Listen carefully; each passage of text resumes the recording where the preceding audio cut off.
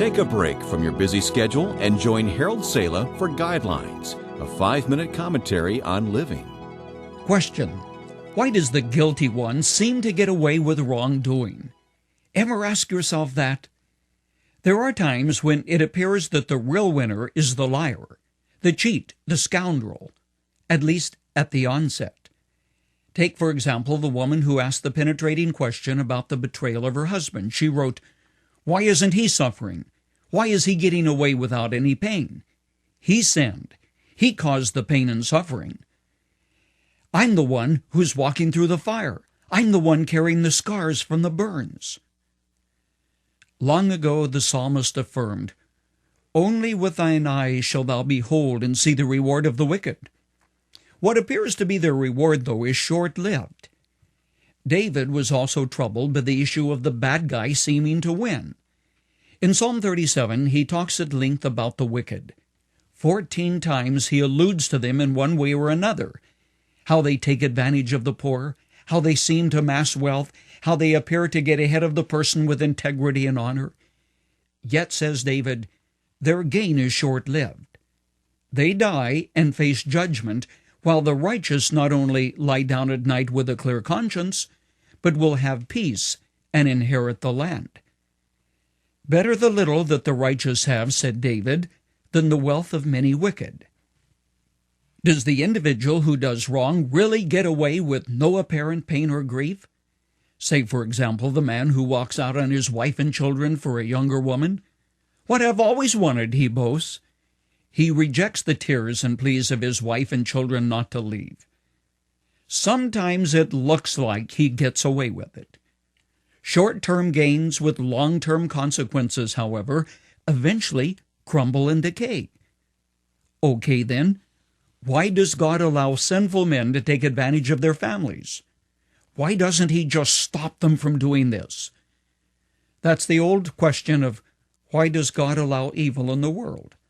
Why didn't God keep Adam and Eve from taking the forbidden fruit? The simple but not completely satisfying answer is because he made us in his image, giving us a will to choose right or wrong, and thus making our love for him and our choices for right and good meaningful. Suppose you were the only woman alive on a deserted island. Then one day a raft bearing a lonely sailor drifted up on the beach. The sailor walked with you on the sand, looked at the sunset, then declared you to be the most wonderful, the most beautiful woman in all the world. How impressed would you be? God gave you a choice. Do right or do wrong. Choose good or evil. But he taught us that with every choice come consequences.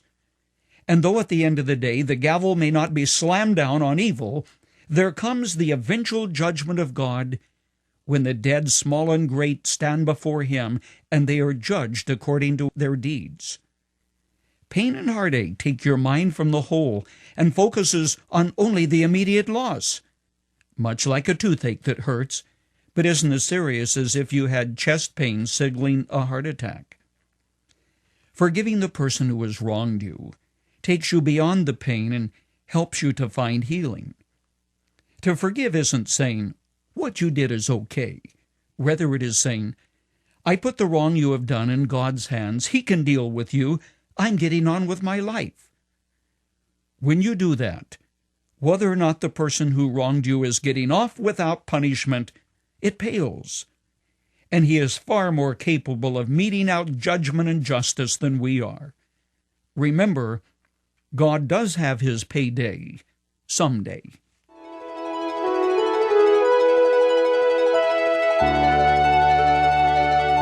Sometimes we kid ourselves, we bemuse ourselves thinking, God is so far distant and so far removed, he doesn't know what I'm doing. Ultimately, though, you face the judge. And that's when you can be sure God's wrath will be fulfilled. I'm Harold Sala. You've just heard Guidelines. You can download what you've heard by going to the homepage on our web at guidelines.org.